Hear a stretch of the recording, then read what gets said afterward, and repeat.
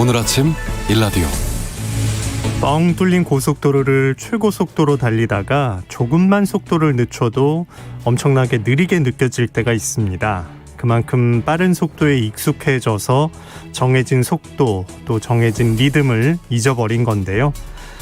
이게 참 위험한 것 같습니다. 내가 얼마나 빨리 가는지 모른 채 계속 속도를 내면서 달려가다 보면 언젠가는 자신을 제어할 수 없게 되니까요. 게다가 빨리 달릴수록 가속도가 붙어서 이제는 멈춰야지 한다고 바로 멈출 수가 없으니까요. 뭐든지 빠르게 달리다 보면 다치기가 십상입니다.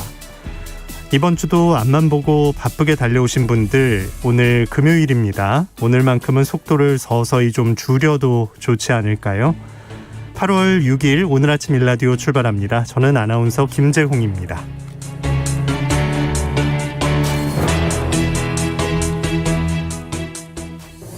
오늘 금요일 새농퀴 당첨자 발표가 있는 날입니다. 이번 주 정답과 선물 받으실 분들을 지금 바로 알려드립니다.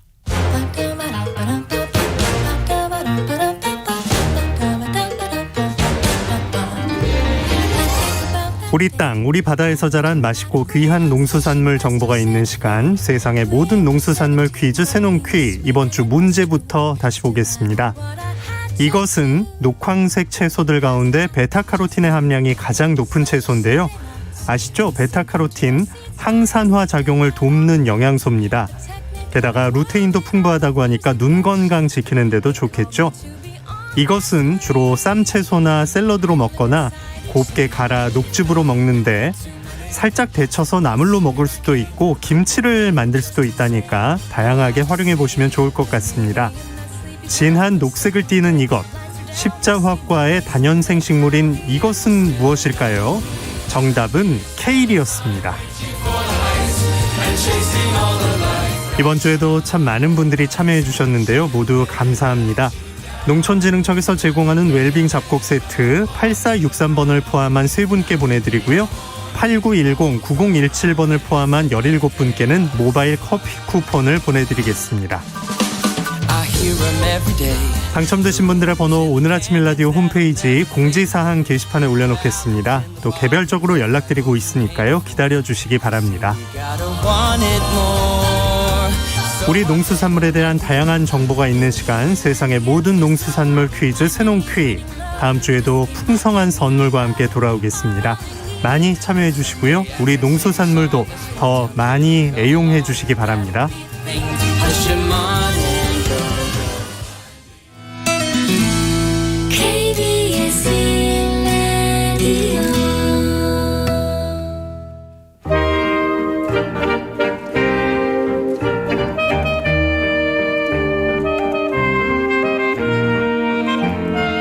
농어업인 삶의 질 법에 따르면 국가와 지자체는 농어업인의 질병을 예방, 치료, 보상하는 지원책을 마련해야 합니다. 여성농어업인 육성법에서는 여성농어업인 건강검진을 주기적으로 실시해야 하고 그 비용의 전부 또는 일부를 지원할 수 있다라고 명시하고 있습니다. 이에 정부에서는 여성농업인들의 건강을 개선하고자 여성농업인 특수건강검진을 100대 국정과제로 내세우고 추진하고 있는데요. 그런데 내년부터 시행될 예정이었던 여성농업인 특수검진 시범사업이 예산 문제 때문에 좌초될 위기에 놓였다고 합니다. 어떤 문제가 있는 건지 오늘 농업 이야기에서 짚어봅니다. 농촌사회학자 정은정 연구원 전화 연결합니다. 안녕하십니까? 네, 안녕하세요. 네, 이 얘기 좀 충격적인데 농업이 광업과 건설업에 버금가는 3대 위험산업으로 분류되고 있다고요? 네, 유엔사나 국제노동기구에서 농업을 3대 위험사업으로 분류를 하고 그에 준하는 안전보건 관리를 권고하고 있는데요. 앞서 말씀하셨듯이 광업과 건설업, 농림어업은 위험사업입니다. 아무래도 무거운 것들을 들고 옮기고 또 노동시간이 굉장히 길고요. 또 야외 노동을 많이 하고요. 또 불편한 자세로 계속 일을 하고 무엇보다 분진 발생이 많기 때문에 그에 따른 특수건강검진을 하라고 이렇게 권고를 하고 있습니다. 아무래도 우리가 낭만적인 전원생활 있잖아요. 맑은 공기, 그리고 신선한 채소를 먹거나 이런 것들은 사실 환상에 가깝다라고 할 수 있죠. 네. 이런 위험도가 구체적인 수치로 조사된 바가 있는 건가요? 네, 농민은 이 작업과 거주 공간의 특성상 특히 근골격계 질환과 그 농기계 사고, 그 농약 중독 및 좀 만성병 등 타 인구 집단에 비해서 굉장히 많은 높은 유병률을 보이고 있습니다. 최근 농촌진흥청의 이 자료에 따르면은 장시간 근무, 반복적인 동작, 그리고 불편한 자세로 일을 하다 보니까 이 질병이 일어나고 그리고 이제 악화가 되는 거죠. 2017년 기준에서 또 보게 되면 농작업 손상이 40.7%가 있으면 이 농업기계 관련 손상으로 주로 이렇게 추정이 되는데요. 농업기계 관련한 이 사고는 보통 교통사고 치사율이 12.1%라면은 그 교통사고 치사율보다 무려 7배가 높다고 합니다. 왜냐하면은 그만큼 그 농기계가 육중하고 또 안전로 확보가 제대로 되어 있지 않고 사고가 났을 경우에 응급조치가 늦을 수밖에 없기 때문에 결국 이렇게 치명률로 이어지는 거죠. 네. 또한 이 만성질병인 고혈압이나 당뇨와 같은 그 병도 훨씬 더 농촌이 높습니다. 고혈압의 조 유병률은 농촌이 도시에 비해서 무려 10%가 높고 그리고 당뇨의 경우에도 14%가 높게 나타났는데요. 이는 결국에는 건강한 먹거리에 대한 접근권이 오히려 농촌이 떨어진다고 볼 수 있습니다. 아무래도 신선한 식품을 구매할 수 있는 식료품점이 멀기 때문에 유통기한이 긴 가공식품을 더욱더 많이 쟁여놓거나 또 신선한 계란이나 고기, 과일에 대한 접근권이 의외로 농촌이 떨어지는 것으로 알려져 있습니다. 그래서 기본적으로 어떤 고된 노동 그리고 부실한 식사, 그 노동은 길게 하지만 건강을 위한 신체 활동이 이루어지지 않기 때문에 이렇게 좀 원인이 분석되고 있습니다. 네. 진짜 머릿속에 그리던 것과 실제 생활 반복되는 그 작업에서 나오는 이런 점들은 좀 차이가 있네요. 네네. 자, 오늘 그 가운데에서도 여성 농업인들의 문제를 좀 집중적으로 들여다볼 텐데 주로 어떤 질환들을 많이 앓고 계신가요? 일단 농업은 평균 산업 재해율이 보통의 산업들이 0.5에서 0.6%인데 재해율이 무려 0.9에서 1.3%로 타 업종에 비해서 무려 12.8에서 17.8%까지 높은 그 비율을 보이고 있고요. 또 농업 자체가 탈익종보다 이 유병률, 즉 질병에 걸릴 확률이 높고 특히 여성 농업인의 농작업 연관 질환의 유병률은 남성 농업인보다 높아서 우선 지원이 필요합니다. 거기서 또 높은 거군요. 예. 네, 시급성을 따져야 하기 때문인 거죠. 도시보다 농업이 높은데 그 중에서도 또 여성 농민들은 남성 농민보다 높게 나오는 거죠. 그래서 2020년 이 조사를 해보면은 여성 농민의 근골격계 질환 유병률이 70.7%, 그러니까 아프지 않은 여성 농민이 없다라는 거죠. 그러니까 대부분 다 이렇게 근골격계 질환을 앓고 있는데 물론 그렇다고 남성 농민이 그렇지 않느냐라는 건 아닙니다. 남성 농민이 평균 55.1%, 근데 이제 비농업인들 같은 경우에는 52.2%라고 해요. 그래서 여성 농민들은 무려 이렇게 훨씬 더 높은 유병률을 좀 보이고 있고요. 아무래도 그 이유가 좀 밭농사에 그 종사를 많이 하기 때문입니다. 논농사는 보통 그래도 이렇게 좀 기계화가 진행이 됐다고 이야기를 하는데요. 또 여성 농민 같은 경우에는 1인당 연평균 의료비가 무려 874만 원인데 이는 보통의 일반 여성들이 229만 원 정도라는 거에 비해서는 4배가량이 높습니다. 그래서 이런 높은 유병률 때문에 또 그리고 열악한 의료 서비스로 그 적정한 치료 시기를 놓치는 경우가 너무나 많은 거죠. 또 여기서 의외인 것이 호흡기 질환도 여성 농민이 도시보다 또 그리고 비농업인보다 그리고 남성 농민보다 높게 나옵니다. 네. 그 이유를 좀 추적을 해봤는데요. 아무래도 남성들이 이렇게 농기계를 조작을 하면 그 뒤를 따라가면서 업무를 수행합니다. 그래서 그 매연을 그대로 들이마시고 또 농약을 뿌리고 난 뒤에 밭에 낮은 자세로 앉아서 작물을 만지다 보니까 그 농약이 흡입되거나 또 흙먼지들이 들어오게 되고요. 그리고 최근에는 이 미세먼지 문제까지 가세를 하면서 훨씬 더 여성 농민들이 여러 질병에 굉장히 취약한 그런 상황입니다. 예. 또 주방 일도 많이 하시기 때문에 거기서까지 또 좀 타격을 입고 계실 것 같아요. 네네네. 이런 차이가 발생하는 이유, 이게 쉽게 바뀌지가 않는 거네요. 네, 일단은 농촌에서 여성은 남성보다 고령화가 더욱 심각하고요. 농가 인구 중 65세 이상 고령 인구 비율이 평균 44.7%로 우리나라 전체 고령 인구가 14.3%라고 해요. 근데 거기에 비해서 일단 3배 이상 높은 수준이고요. 그중에서 여성 비율이 51.3%지만 50세가 넘어가게 되면은 여성의 비율이 55%까지 증가를 합니다. 그러니까 농촌에 가면은 대체적으로 할머니들께서 많이 편찮으시다 이렇게 이해를 하시면 될 것 같고요. 네. 그리고 이 여성 농민들 같은 경우는 앞서 말씀해 주셨듯이 이 가사와 고된 농사일을 같이 병행을 하는 그런 이중고를 이렇게 담당을 하고 있습니다. 그래서 한 그 용촌경제연구원의 조사에 따르면은 가장 큰 어려움이 이 체력적인 문제, 그러니까 농사일에 대해서 체력적인 문제, 그리고 농기계 사용의 어려움, 그리고 이 가사 노동까지 합쳐지는 거 이렇게 3가지를 꼽고 있거든요. 그래서 농촌을 떠나고 싶은 이유가 농사일이 힘들기 때문이다라고 이렇게 꼽고 있습니다. 그러니까 뭐 사실은 딸들한테 그리고 자녀들에게 절대로 물려주지 않겠다 이렇게 대답을 하고 있고요. 네. 네. 분명하게 이제 드러나 있고 수치가 보여주니까 건강을 이제 개선하기 위한 제도 마련이 시급하게 느껴져서 특수건강검진이란 걸 만든 것 같은데 어떤 제도인가요?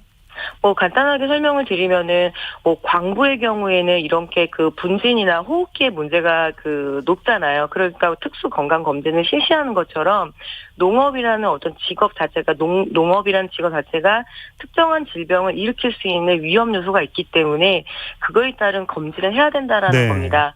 2018년 개정된 여성 농업인 육성법에 근거를 두고 있고요. 이 여성 농민 특수 건강 검진은 근골격계 질환 등 여성 농민의 농부병을 예방을 하고 적기에 치료를 받을 수 있도록 일반 건강검진에 포함되지 않는 예를 들어서 골밀도 검사라든가 이런 것들을 조금 더 추가해서 국가 부담으로 검사하는 제도입니다. 지금 현재 농민 244만 명 중에서 여성 농민이 112만 명이고 50일에서 70세 사이의 여성 농민이 약 58만 명입니다. 그래서 이 여성 농민들을 대상으로 하는데요. 근데 여기서 보게 되면은 보통 우리가 국가 건강검진 혹은 내 직장 건강검진을 받을 때 이 부담을 사업주도 내잖아요. 근데 그렇죠. 이제 농업의 경우에는 사업주가 없는 경우가 많습니다. 그러니까 내가 나를 고용한 나의 사업주이기 때문에 그래서 이제 국가가 부담을 해야 된다라는 거고요. 또 3대 위험 사업 중에서 이 농림어업만 현재 특수검진이 실시되지 않고 있습니다. 그리고 비용을 잠깐 말씀을 드리게 되면 여성 농민 1인의 2년치 검진 비용이 17만 1,000원에서 그리고 조금 더 이거 더 검진이 필요하다라고 진단이 나왔을 때 약 21만 8,000원 정도라고 이야기합니다. 그래서 이 정도도 투자를 못할 정도로 한국이 그런 나라는 아니거든요. 이미 선진국이기 때문에 검진해야 됩니다. 기본 검진에서 이제 추가되는 부분에 대한 부담만 국가가 좀 해주면 좋은 건데 네네. 이게 이제 잘 이 사업을 진행하기 위해서 준비를 좀 했었다고 하는데 그때 반응이 어땠었나요? 특수건강검진을 농업안전보건센터에서 이렇게 좀 실시를 했었습니다. 그래서 총 혜택이라고 해야 되나요? 수혜를 받은 대상들이 17,282명이 혜택을 받았습니다. 의료 서비스 접근이 어려운데 이렇게 행복버스라고 운영이 돼서 찾아가서 이렇게 만성질환을 관리해주고 이렇게 여러 가지 보건지도를 했을 때 굉장히 큰 호응을 얻었습니다. 왜냐하면 또 고령의 여성 농민들이 먼 병원까지 오기 힘들었는데 또 직접 찾아오고 이러니까 굉장히 호응이 좋았습니다. 네. 이렇게 점점 더 확대가 돼야 하고 전체적으로 다 받으시면 좋을 텐데 지금 이 예산 문제가 생겼다는 게 어떤 이유인가요? 결국 돈이 부족하다라는 것을 내세우는데요. 여성농업인 특수건강검진 사업은 내년 시범 사업으로 여성농업인 9,000명 대상으로 32억 원, 그리고 내년이죠. 내후년 2023년에 14만 명을 대상으로 본 사업이 309억 정도가 필요하다는 그게 사업입니다. 할 말은 아닌데요. 강남 아파트 몇 채 값에 불과합니다. 이는 결국 농업에 대한 중요성을 전혀 인식하지 못한 행태라고 할 수 있고요. 농식품부는 상반기에 대대적으로 이 사업을 실시한다라고 보도자료까지 이렇게 냈었는데요. 이 여성 농업인 특수검진 사업을 실행하겠다고 공언해 왔기 때문에 그에 걸맞게 예산 편성을 좀 적극적으로 요구를 해야 할 것 같습니다. 그래서 이번에는 좀 반드시 이 특수건강검진 예산이 편성이 돼서 여성 농민들의 어떤 최소한의 건강권이 확보되기를 안팎으로 요구하고 있습니다. 네. 이게 전면 실시에도 예산이 그렇게 많이 드는 건 아닌데 네네. 여기서부터 또 막힌다니까 좀 답답한 마음이 듭니다. 자, 오늘 우리가 얘기는 쭉 나눴으니까 우리는 이제 이해가 가는데 갑자기 네. 이제 들으신 분들이 왜 여성 농업인의 한정이냐 이 부분을 좀 문제 제기를 할 수도 있을 것 같은데 이 부분은 어떤 설명으로 대체가 가능할까요? 분명히 남성 농민 포함해서 모든 농민들에게 주어져야 할 사업이고요. 근데 이게 이제 젠더 갈등으로 가야 될 문제는 아닙니다. 그저 시급성을 다투는 문제이기 때문인 거죠. 예산이 풍부하다라면 당연히 남성 농업인들도 단기적으로는 당연히 포함이 돼야 됩니다. 앞서 말씀드렸다시피 여성 농민의 비율이 남성 농민보다 높고 또 유병률이 높기 때문인데요. 네. 그래서 이 또 여성 농민들의 어떤 특수건강 검진이 이번에 실시가 되어야지만 그 이유도 도모할 수 있습니다. 또 무엇보다 이 여성 농민들이 남성 농민보다 농업인 안전재해보험 가입률이 저조합니다. 전체 보험 가입자가 81만 명에 불과한데요. 또 그나마 그중 여성은 25만 명, 즉 31.1%밖에 되지가 않아서 이런 어떤 재해가 발생됐을 경우에 여성 농민들은 훨씬 더 위험한 상황이 펼쳐지거든요. 그래서 그 부분에 대한 고민들도 좀 있어야 됩니다. 예. 예산을 시급히 좀 마련을 해서 충분히 확보를 해서 이제 실시를 한다고 했을 때 그 의료 아까 찾아가는 버스 얘기하셨는데 의료 서비스도 뒷받침이 돼야 할 텐데요. 네네. 그동안 농식품부가 전국 5개 대학병원, 강원대, 경상대, 그리고 충남권의 당국대, 제주대, 조선대학교에 이 센터를 지정을 해서 여러 가지 건강보건 사업을 실시해 왔는데 이 예산이 이제 15억 정도를 달라고 이번에 이렇게 예산안에 넣어달라 했는데 이거를 6억으로 줄였습니다. 사실 그러면은 이거는 사업을 하지 말라는 뜻인지 도저히 불가능한 사업이거든요. 안 그래도 그동안 어려워서 이 센터 사업을 좀 반납한 곳들이 있었는데요. 그래서 앞으로는 더더욱 이 사업을 더욱더 수행하지 못하기 때문에 이 부분도 오늘 짚고 넘어가야 될 것 같습니다. 예. 농업인을 위한 특수 건강 검진 이제 모든 농민으로 확대가 돼야 할 텐데 어떤 차원에서 지금 이거를 좀 만들어 나가야 할까요? 국제입법조사처가 이번에 작성한 국정감사 이슈 분석 자료에서도 강조하고 있는 것이 이를 전체 농업인 대상으로 확대할 수 있도록 입법과 그리고 정책적인 노력을 기울여야 한다라고 지적을 하고 있습니다. 특히 농업인 같은 경우에는 일반 인구 집단에 비해서 의료 검진 수검률이 굉장히 낮습니다. 그러니까 병원까지도 멀고 나이도 들었고 여러 가지 이유가 있어서 검진도 제대로 받지 못하는데 여기에 또 여성 농민들은 더욱더 좀 심각한 상황이거든요. 여성 농민들은 다 아시다시피 우리의 어떤 먹거리를 보장해주는 굉장히 귀한 주체입니다. 그래서 이 여성 농민의 건강권 확보는 지속 가능한 농업까지도 이렇게 연결되는 굉장히 시급한 문제이기 때문에 이번만큼은 이 문제에 대해서 우리가 외면하지 말고 또 모든 시민들이 관심을 둬서 꼭 실시될 수 있었으면 좋겠습니다. 네. 농업 이야기 농촌사회학자 정은정 연구원이었습니다. 고맙습니다. 네, 고맙습니다.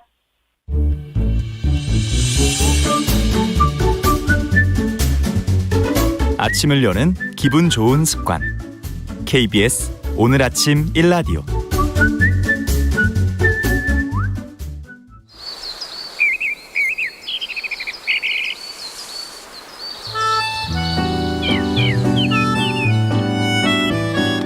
숲으로 가는 길.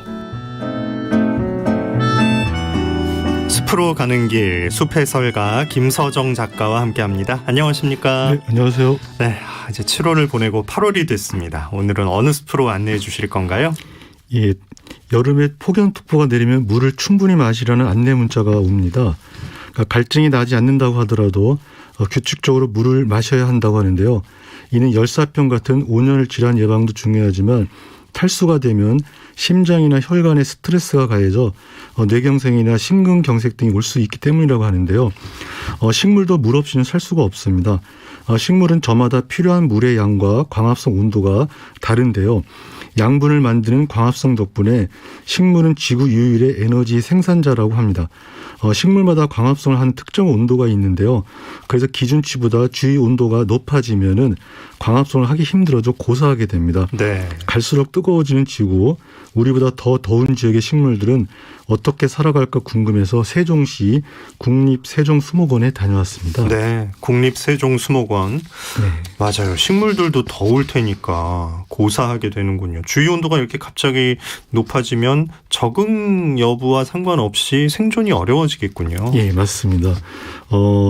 물과 온도 조절 실패로 가장 많은 낭패를 보는 경우가 실제로는 집에서 식물을 키우는 경우인데요. 그 식물이 어떤 조건에서 진화적 적응을 했는지 세심히 알아볼 필요가 있습니다. 김재용 아나운서께서 혹시 식물을 잘 키우시는 편이신가요? 저는 중간 정도인 것 같습니다. 예. 저보다 훨씬 낫네요.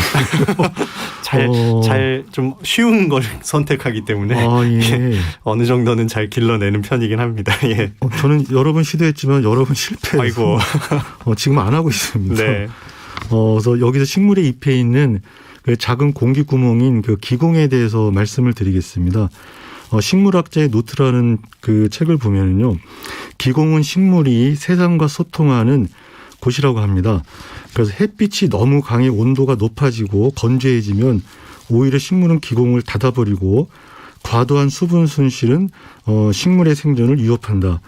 그래서 지구 온난화가 식물에 미치는 영향은 지대할 수밖에 없다.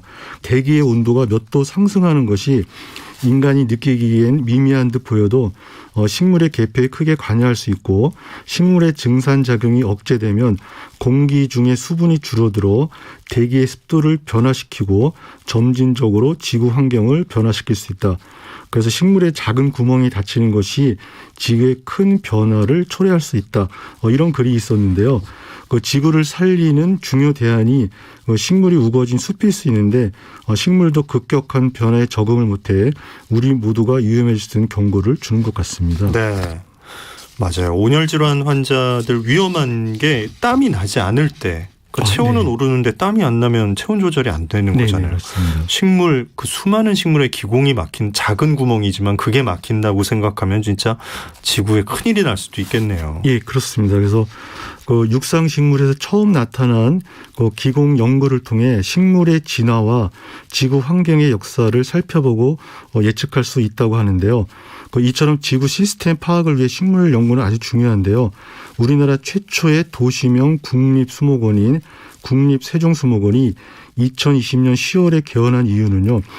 포천에 위치한 국립수목원이 도심에서 거리가 떨어져 있다는 점도 있고, 전국 수목을 연구하는 곳이라 세심한 연구를 하기에는 부족함을 느낀 데서 이제 출발을 했습니다. 네. 온대 중부권 산림 생물 자원의 수집 보존 을 활용하고 정원 문화 확산을 위해서 세종시에 국립수목원을 조성했다고 합니다. 도심형이라는 장점이 있는 거네요. 접근성이 좋을 것 같은데, 또 온대이기도 하고 따뜻한 지역의 식물들이 다양하게 조성된 이곳, 어떤 나무를 보고 오셨나요? 예, 그 개원 당시 국립세종수목원은 2,834종 172만 본의 식물을 보유하고 있다고 이렇게 밝혔는데요. 저는 앞에서 말씀드린 대로 우리보다 더 더운 지역의 식물이 보고 싶어 갔기에 먼저 지중해 온실에서 본 바오밥 나무를 소개해드리겠습니다. 바오밥 나무 하면 딱 어린 왕자에 나왔던 이렇게 되게 좀 특이한 점이 많은 나무 같아요. 예, 맞습니다. 예. 예. 그래서 거기에 쓰여 있는 안내판을 보면은요, 바로 특징을 알 수가 있었는데요. 특별한 수영을 자랑하는 바오밥 나무는 어린 왕자 소설에 등장하는 나무입니다. 건조한 지역에 자생하는 바오밥 나무는 몸통에 엄청난 양의 물을 저장할 수 있고, 주변의 수분 상태에 따라 스스로 수분의 증산량을 조절하는 똑똑한 식물입니다. 아프리카에서는 매우 신성한 나무 중 하나로 구멍을 뚫고 사람이 살기도 합니다. 이 설명이 그 바오밥 나무를 한눈에 보여줄 수 있다고 말씀드릴 수가 있는데요. 네. 어린 왕자를 보면은 그 바오밥 나무는 성당만큼이나 거대한 나무고, 한때 코끼리를 데려간다 해도 바오밥 나무 한 그루를 다 먹어치우지 못할 만큼 큰 나무로 묘사가 되어 있고요.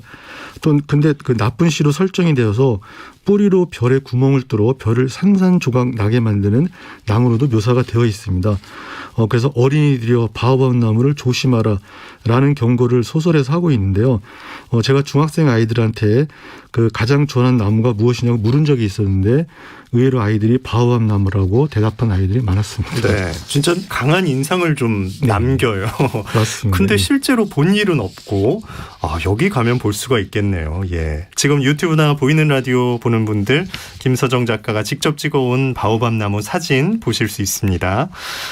이게 크기도 큰데 잎을 보자면 마치 좀 조류 발톱 같기도 하고 이 나무 전체 모양이 거꾸로 뒤집힌 것 같기도 하거든요. 실제로 보셨을 때 그 느낌이 어떠셨나요? 그게 가장 특징이었고요. 네.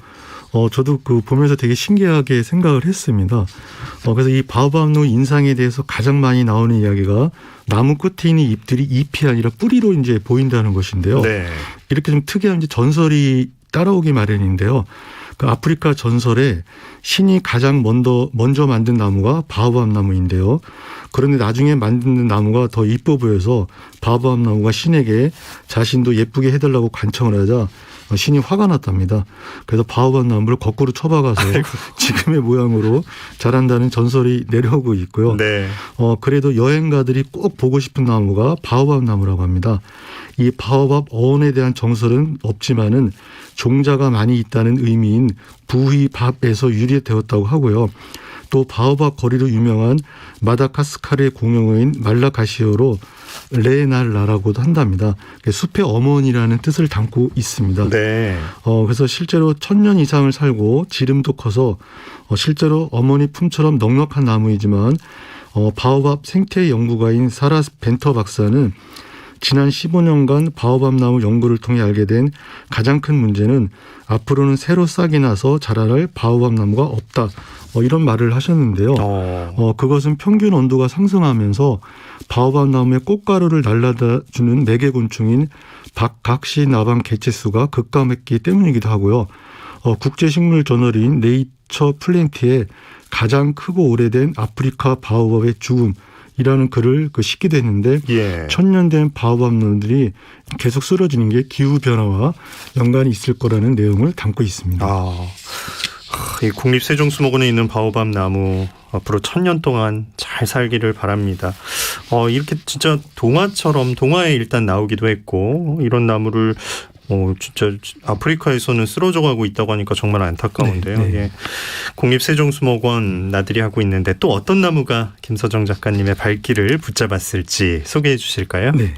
그 지중해 온실에서는 아카시 나무가 아닌 아카시아, 근데 각종 선인장, 아테나의 상징인 올리브 나무, 분홍빛 가짜꽃이 오래도록 피어있는 부겐빌레아 등이 인상적이었고요. 그 옆에 있는 열대 온실에서는 다윈난, 식충식물, 맹그로브 등이 눈길을 사로잡았는데요. 이번에는 육지에 나타난 최초의 나무로 불리고 있는 나무 고사리를 소개해드리겠습니다. 최초의 나무 고사리. 네. 이름이 고사리네요. 우리가 나물로 먹는 그 고사리와 연관이 있나요? 네, 맞습니다. 그래서 우리가 그 어린 순을 찐 다음에 말려서 나물로 먹는 고사리는 남극과 사막을 제외하고 전 지구에서 자라고 있는 다년생 양치 식물입니다. 나무 고사리는 주로 습기가 많은 열대 지역에서 자생하는 고사리인데요. 나무처럼 생겨서 나무 고사리라고 하고요. 네. 실제로 키도 10m까지 자라는 나무 고사리도 있습니다. 예. 그곳에 있는 나무 고사리는 그 사람보다는 큰 키였는데요. 처음에는 야자수인 줄 알고 다가갔습니다. 네. 하지만 다행히도 나무 고사리라는 안내판이 있어서 나무 고사리라는 식물이 있다는 걸 저도 처음 알았고요. 자료를 보니까 석송, 새뜨기 등과 함께 석탄을 만들었던 주요 식물이라는 내용을 접하게 되었습니다. 야, 이 고사리가 석탄을 만들던 주요 식물이다. 되게 놀라운데요. 예, 그 이정모의 자연사 이야기에 의하면은요. 지구 생명의 역사는 크게 고생대, 중생대, 신생대로 나뉘며 고생대는 다시 캄브리아기, 오르도비스기, 실루리아기, 대봉기, 석탄기 이렇게 이어진다고 합니다. 네. 여기서 육상에 최초로 식물이 등장한 시기는 4학년 전인 실루리아기라고 하고요. 석탄이 만들어진 석탄기는 3억 5천만 전이라고 하는데요. 석탄기 말 대기 중 산소 농도는 약 28%였다고 하는데 현재 21%보다 훨씬 높았다는 것입니다. 네. 이산화탄소 농도 역시 산업혁명 직전보다 3배나 높았다고 하는데요. 덕분에 석탄계 숲은 울창했다고 합니다. 그리고 대형 초식동물이 진화하기 전이라 마땅한 천적도 없어 온 산에 나무만 가득했다고 하는데요. 예. 그 나무가 쓰러지면은 썩어야 하는데 나무를 썩힐 미생물도 또 존재하지 않았다고 합니다. 그래서 이 나무들이 쌓이고 열과 압력을 받아 생산된 것이 바로 석탄이라고 합니다. 지구는 기후 변화와 소행성 충돌설 등 여러 원인으로 많은 생물들이 멸종을 하게 되었다는데요. 이 중 공룡이 사라진 6,500만 년 전에 5대 멸종이 가장 큰 사건이었다고 하는데요. 그 황폐한 땅에서 가장 먼저 회복되어 텅 빈 지표면을 뒤덮기 시작한 식물이 고사리류였다고 합니다. 네. 그런데 5대 멸종 전 전체 꽃가루 화석 중 고사리류 포자 화석 비율이 15에서 30%였는데 고사리류가 땅을 비옥하게 하면서 다른 식물도 다시 자라기 시작하면서 생태계가 회복되었고 고사리류 포자 화석 비중이 대재앙 이전과 같은 15에서 30%로 되돌아갔다고 합니다. 야, 또 그게 다른 게 회복되고 나면 비중을 또 맞춰주네요. 네. 야, 지금도 우리 곁에 있는 고사리가 진짜 지구를 한번 살렸다 이렇게 볼 수도 있겠는데요. 예, 그렇게 볼 수 있을 것 같습니다. 네. 지금 우리 곁에 있는 그 고사리는 작아 보여도 그 오래전 키가 컸다는 모습이 사실 상상이 잘 안 가는데요. 수목원에 가서 보시면 실감이 날 것 같습니다. 네. 그 고사리는 꽃 대신 잎 뒤에 있는 포자를 만들어 번식을 하지만 물관과 채관을 모두 가지고 있어 이 관다발이 식물 줄기를 지지하는 역할에 크게 자랄 수가 있고요. 공기 구멍인 기공도 있습니다. 최초의 나무로 불리는 와티에자스 속에 속하는 고사리는 멸종했다고 하지만 지금도 살아있는 화석인 고사리가 우리와 함께 지금 살고 있고요. 저도 언젠가 꼭 가보고 싶은 바오밥 거리에 지금도 바오밥 나무는 기후에 따라 기공을 조절하며 자라고 있습니다. 우리가 눈으로 보기 어려운 기공으로 세상과 소통한다는 그 나무들이 잘 자라는 환경이 우리도 잘 살아갈 수 있는 환경이 아닐까 그곳에서 생각해 보았습니다. 네. 자연과 인간은 하나잖아요. 진짜 함께 잘 살 수 있는 환경을 지키기 위한 고민 결코 게을리해서는 안 될 것 같습니다. 숲으로 가는 길 숲해설가 김서정 작가와 함께했습니다. 고맙습니다. 네, 감사합니다. 날씨 알아보겠습니다. 전국에 폭염특보가 유지되고 있고요. 낮 기온은 33도 안팎으로 올라서 매우 덥겠습니다. 오늘 아침 최저 기온은 22도에서 27도 분포, 낮 최고 기온은 31도에서 36도 분포로 예상됩니다. 오후에 경기 북부와 강원 산지, 제주도 산지에는 소나기 내리는 곳이 있겠고요. 예상 강우량은 5에서 40mm 정도 되겠습니다. 기상청은 온열 질환 발생 가능성이 높으니까 수분과 염분을 충분히 섭취하고 가장 무더운 시간인 낮 12시에서 오후 5시까지는 야외 활동을 자제하라고 얘기하고 있고요. 또 과수나 농작물, 햇볕 대임을 주의하고 장시간 농작업을 하거나 단독 작업하는 일을 자제하라고 당부하고 있습니다. 오늘 아침 일라디오 듣고 계신 지금 시각 6시 46분입니다.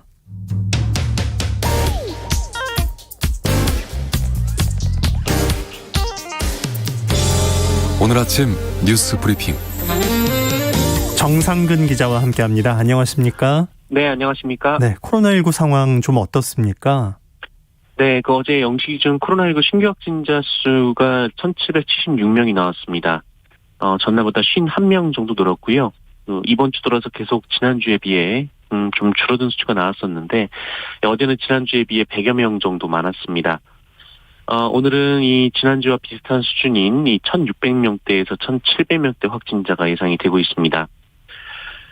걱정은 비수도권인데요. 지금 비수도권 확진자가 어제 692명이나 나왔습니다. 이 대구에서는 1차 대유행 이후 처음으로 세 자릿수 확진자가 나오기도 했는데요. 대구는 교회발 확산이 문제가 됐습니다.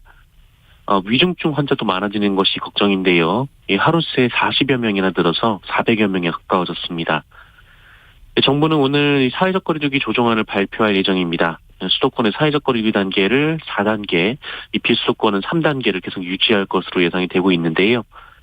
정부는 조정안 발표는 큰 틀의 변화가 아니라 이 현행 방역 수칙의 미비점을 보완하는 수준이 될 것이다라고 전했습니다. 한편 교육부는 오는 11월 18일 실시되는 2022학년도 이 대학 수학능력 시험에 모든 수험생이 코로나19 백신 접종 여부와 관계없이 응시할 수 있도록 방침을 정했습니다. 지난해 수능과 마찬가지로 자가격리자와 또 확진자도 시험을 치를 수 있도록 했습니다. 네. 백신 예약 시스템도 좀 개선이 된 것 같아요. 네, 이 백신 접종 예약이 굉장히 좀 논란이 됐었는데요. 이 예약자가 몰려서 시스템이 멈추는 일이 반복되었기 때문입니다. 게다가 다음 주부터 이 18세에서 49세 국민 전체를 대상으로 예약을 받기 때문에 이 서버 확장 등 이 시스템 개선 요구가 높았는데요. 어제 정부 관계부처들은 앞으로 이 백신 예약은 시간당 최대 200만 명까지 접속이 가능해졌다라고 밝혔습니다. 참고로 이전에는 시간당 30만 명 수준이었습니다. 이 동시 접속 가능자가 늘어나면서 이 백신 예약도 차질 없이 진행될 것으로 보이는데요. 18세에서 49세 국민들의 경우 10부제 예약을 받는데 이 주민등록번호 생년월 끝자리를 기준으로 열흘에 거쳐서 예약자들을 나누면 하루 최대 190만 명 정도씩 예약을 할 수 있을 것으로 보입니다. 또 본인 인증 수단을 다양화하기로 했는데요. 카카오, 네이버, 패스 앱 등을 통해서 인증서를 미리 발급받으면 예약이 더 쉬워진다라고 당국은 밝혔습니다. 네. 자, 올림픽 보면서 이런 종목이 있었나 하는 것들이 생겨나고 있는데 우리의 10대 클라이머 서채현 선수가 아주 좋은 성적으로 결선에 나갔다고요? 네, 이번 올림픽에 처음으로 정식 종목으로 채택된 스포츠 클라이밍에서 18살 서채현 선수가 종합 2위로 결승에 진출을 했습니다. 스포츠 클라이밍은 스피드, 볼더링, 리드 종목으로 나뉘는데요. 서채현 선수는 이 첫 종목인 스피드에서는 20명 중 17위를 기록했습니다만 이 4개의 코스를 오르는 볼더링에서는 5위를 차지해서 종합 10위로 뛰어 올랐고요. 그리고 주종목인 리드에서는 이 세계 최강자다운 압도적인 기량으로 이 출전 선수 중 유일하게 완등에 가까운 지점까지 올라갔습니다. 서채현 선수는 고교 1학년이던 2019년 이 성인 월드컵 시리즈에 출전해서 금메달 4개를 차지했었는데요. 이 김자인 선수를 잇는 새로운 최강자로 떠오른 서채현 선수는 오늘 이 처음 올림픽 종목으로 채택된 클라이밍의 초대 챔피언에 도전할 예정입니다. 그리고 오늘 밤 9시 많은 분들이 기다리고 계시는 여자 배구 준결승이 치러집니다. 우리 선수들은 브라질과 결승 진출을 놓고 한판 승부를 벌일 예정입니다. 네. 자, 한미연합군사훈련 이번 달 예정이 돼 있는데 연기를 하느냐 마느냐를 두고 지금 좀 팽팽하게 의견이 맞서는 모양이에요. 네, 여권 일각에서는 이 한미연합훈련을 연기하자 이런 주장도 나오고 있는데요. 한국과 미국 군 당국은 이 코로나19 상황 등을 고려해서 이 규모를 축소해 이 한미연합훈련을 실시할 전망이라고 연합뉴스가 보도했습니다. 한미 군 당국은 오는 10일에서 13일 이 사전 연습 성격인 위기관리 참모훈련 그리고 26일에서 26일 후반기 연합 지휘소 훈련을 각각 진행하는 일정으로 훈련을 준비 중인 것으로 알려졌는데요. 앞서 문재인 대통령은 이번 달 예정된 한미 연합 훈련과 관련해서 여러 가지를 고려해서 미국 측과 신중하게 협의하라 이렇게 지시를 한 바 있습니다. 한편 범여권 의원 70여 명이 연합훈련을 연기해야 한다라고 하는 등 연기론을 주장하고 있는데요. 송영길 더불어민주당 대표는 한미 간의 신뢰를 기초로 남북관계를 풀어가야 한다라면서 한미 간의 합의된 훈련은 불가피하다라고 말했습니다. 네. 자, 부동산 투기 사범 1,400여 명이 검찰에 송치됐군요. 네, 부동산 투기 의혹을 수사하는 정부 합동특별수사본부는 어제 현재 부동산 투기 사범 1,432명의 혐의를 입증해서 검찰에 송치했다라고 밝혔습니다. 특수본은 총 3,903명을 내사 수사한 결과 이 1,432명의 혐의를 입증해서 검찰에 송치를 했고 1,949명은 계속해서 수사 중이며 522명은 불송치, 불입건으로 사건을 종결했다고 밝혔습니다. 특히 이 고위공직자의 경우 현직 국회의원 23명에 대한 수사도 진행 중이었는데요. 이 중에 5명은 일단 혐의가 없다고 보고 보입건, 불송치를 했습니다. 이미 앞서서 무혐의 처분이 났던 것으로 알려진 이 더불어민주당 소속의 김경만, 서영석, 윤재갑 의원 그리고 무소속 양양자 의원에 더해서 이해찬 전 민주당 대표가 혐의 없음 처분을 받은 것으로 알려졌습니다. 네. 자, 윤석열 전 검찰총장이 후쿠시마 관련 인터뷰로 논란이 되고 있어요. 네, 어제 정치권에서는 이 발언이 가장 큰 논란이 됐는데요. 윤석열 전 검찰총장은 얼마 전 이 부산일보와의 인터뷰에서 그 원전 관련 질문을 받았습니다. 이 부산, 울산, 경남 지역에 원전이 밀집돼 있어서 좀 우려가 된다라는 질문이었는데요. 이에 대해 윤석열 전 총장은 앞으로 나오는 원전은 안전성 문제가 없다라는 주장을 했습니다. 네, 그러면서 후쿠시마 원전 사고를 거론하며 후쿠시마 원전은 폭발한 것이 아니다라며 방사능 유출은 안 됐다라고 주장을 했는데요. 하지만 후쿠시마 원전은 폭발을 했고요. 이 방사능이 대규모로 유출이 됐습니다. 이 국제원자력기구는 체르노빌 원전 사고에 이어서 역사상 두 번째로 이 후쿠시마 원전 사고에 국제원자력 사고 등급 최고 등급인 7단계를 매기기도 했습니다. 윤석열 전 총장은 부산일보의 편집 과정에서 그 의도와 다르게 발언이 반영됐다라고 주장을 했는데요. 기사 속 해당 대목은 삭제가 됐습니다만 이 부산일보는 윤석열 전 총장의 발언을 그대로 옮겼다는 입장을 밝혔습니다. 네. 자, 민주당 경선 후보 2명은 지금 사진 속 인물을 두고 설전을 벌였다고요? 네, 그 이재명 경기도지사와 이낙연 민주당 대표가 이 상대 후보가 찍은 사진 속 인물이 조폭이다라고 주장을 하고 있는데, 그런데 그렇게 찍힌 사람이 동일인이었습니다. 이 광주 폭력조직 출신으로 알려진 이 문흥식 전 5.18 구속자 부상자 회장인데요. 이 사람은 광주 철거 건물 붕괴 참사로 17명의 사상자를 낸 학동 4구역 재개발 사업에 개입한 의혹을 받고 해외로 도피한 인물이기도 합니다. 이낙연 전 대표 측이 먼저 그 이재명 지사가 이 문훈식 씨와 찍은 사진을 공개하면서 함께 사진을 찍은 사람이 조폭이다 이렇게 주장을 했는데 그런데 알고 보니 이 사람이 이낙연 전 대표와도 사진을 찍었던 것이죠. 이재명 지사 측은 이낙연 후보가 두 차례나 이 문흥식 회장과 함께한 이유는 무엇이냐라고 역공을 강하기도 했습니다. 네, 뉴스브리핑 정상근 기자와 함께했습니다. 고맙습니다. 고맙습니다. 자, 5169님께서 새벽에는 제법 시원하네요. 무더운 여름도 곧 지나가겠죠. 행복한 주말 되십시오라고 문자 주셨습니다. 1002님, 드론을 이용해서 논에 친환경 방제하는 일 합니다. 출근길에 듣고 있습니다. 오늘도 안전 방제라고 약속해 주셨고요. 4222님, 시골에는 큰 병원 가기도 힘들고 많이 아프지 않으면 병원 갈 생각을 하지 못합니다.